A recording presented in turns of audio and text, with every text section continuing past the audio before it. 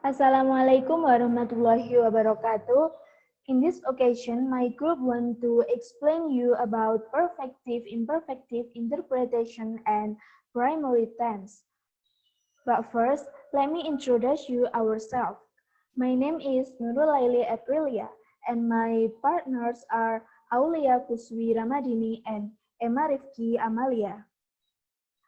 First, I want to tell you about perfective and imperfective interpretation. What is perfective interpretation? Perfective interpretation is when a clause describes a situation in a way that considers it as a whole, in its totality without reference to any internal temporal structure or subdivision it might have. I'll give you some examples. First, she wrote a novel. The natural interpretation of this example is perfective. It simply describes an event that took place in the past. Second, she spent last summer with her parents. While example 2, it talks about the summer as a whole has an perfective interpretation, despite not being in the progressive aspect. And what is imperfective interpretation? Imperfective interpretation is when a clause describes a situation in a way that makes references to its internal temporal structure or subdivision. I'll give you some example of it too. First, she was writing a novel. In this example, we are not concerned with the total event of her writing a novel, but with just part of it. Some part in the middle during the process of writing the novel, it is composition. This clause has progressive aspect, and clauses with this form are almost always interpreted imperfectively. The second example, she still lived with her parents. And in this example, we also not concerned with the situation in its totality. The situation of her living with her parents obtained at the time in the past that is being talked about, and still indicates it had also obtained at an earlier time, and there is nothing to say that it ended.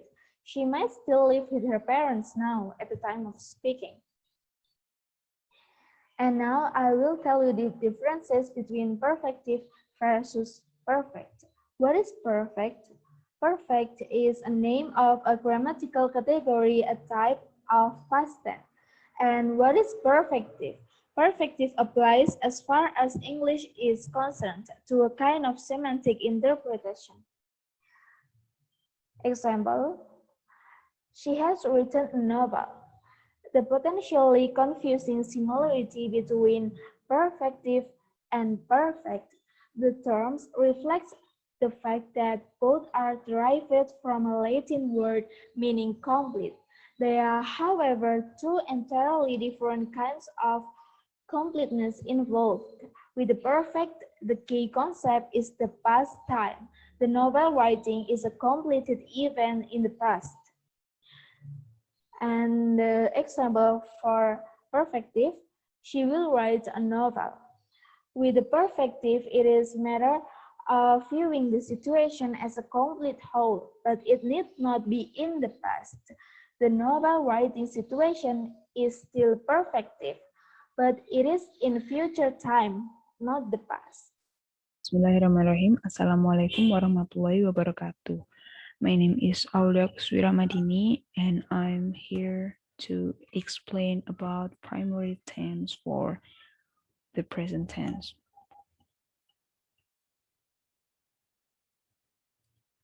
The primary tense system contrasts the preterite, an inflection ally marked past tense, with the present tense. The example, number 1. She was in Bonn, which is preterite. And number 2, she is in Bonn, which is present tense. A tense system is a system associated with the verb where the basic contrasts in meaning have to do with the location in time of the situation, or the part of it under consideration.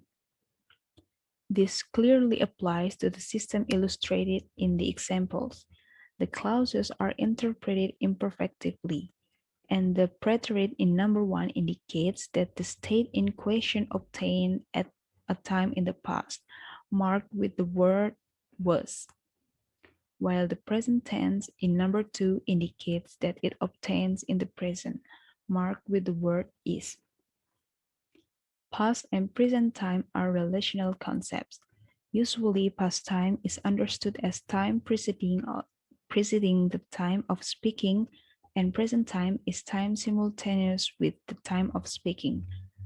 The examples here illustrate the most central use of the two primary tenses, but both have a range of other uses too. The relation between tense and time in English is not all straightforward. We'll show this for each of the two tenses in the primary system. The present tense. The first one is present time.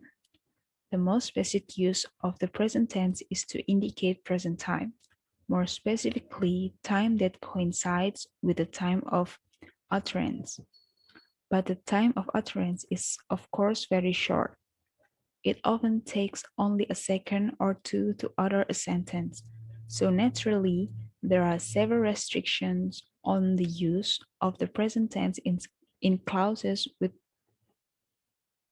perfective interpretation. Compare these two examples. Number 1, I promise to be back for lunch. Number 2, Sue mows the lawn.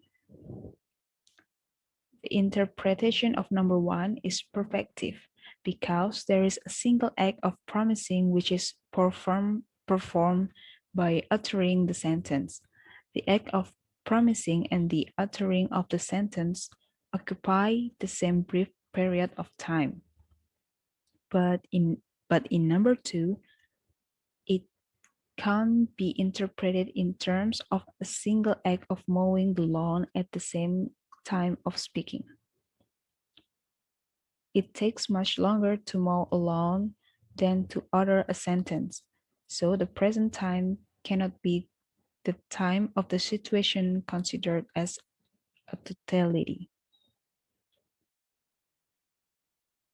Number 2 is future time 1, the futurate. The present tense is often used for situations located in future time.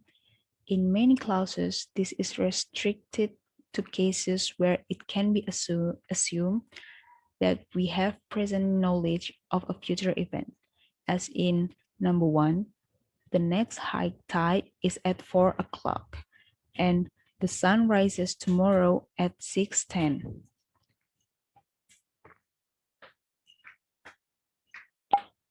Number 2, exams start next week, and we arrive home 2 days before Easter. This construction is called the futurate. The future time is usually specified by a time adjunct, marked here by the bold font. The two most common cases involve recurrent events in nature whose time can be calculated scientifically, as in number 1, which is the next high tide and the sun rises. And the second one is events that are arranged or scheduled in advance, as in number 2, which is exam and arrive at home.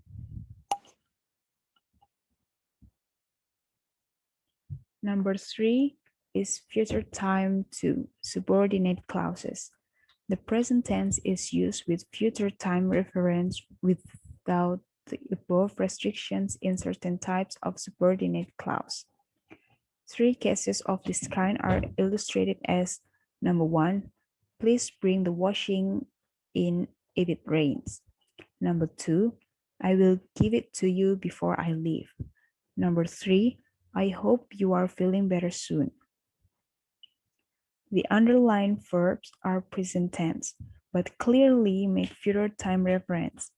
In number 1, the subordinate clause is complement within a conditional adjunct, which is if.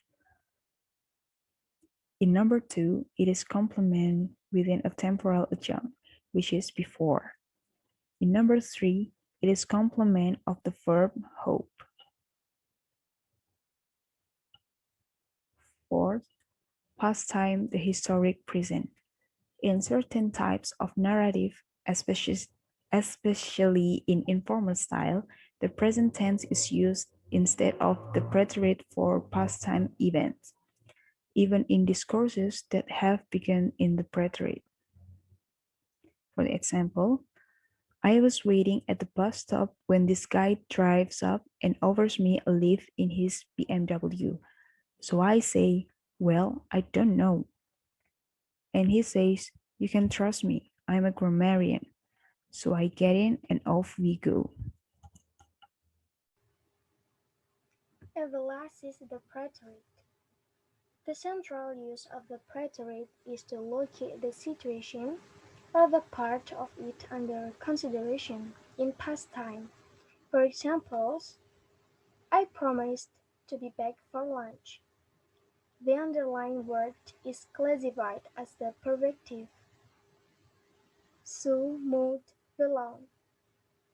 The underlying word is classified as the imperfective or perfective. And the second important use of the preterite, where the meaning has to do with time but with modality, or we call this the modal preterite use. Modality is a type of meaning that is characteristically associated with mood rather than tense and is explained further.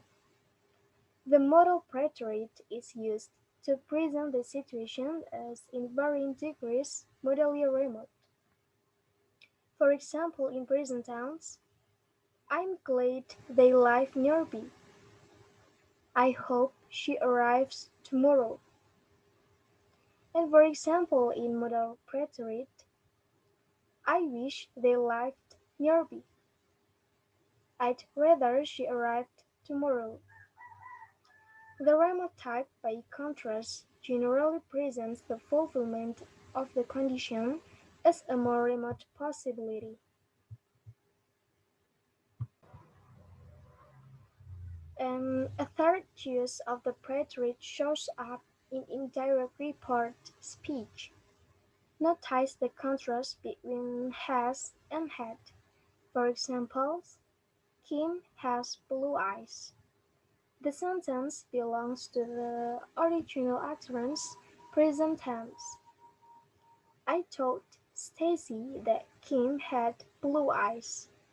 The sentence belongs to the indirect report, preterite.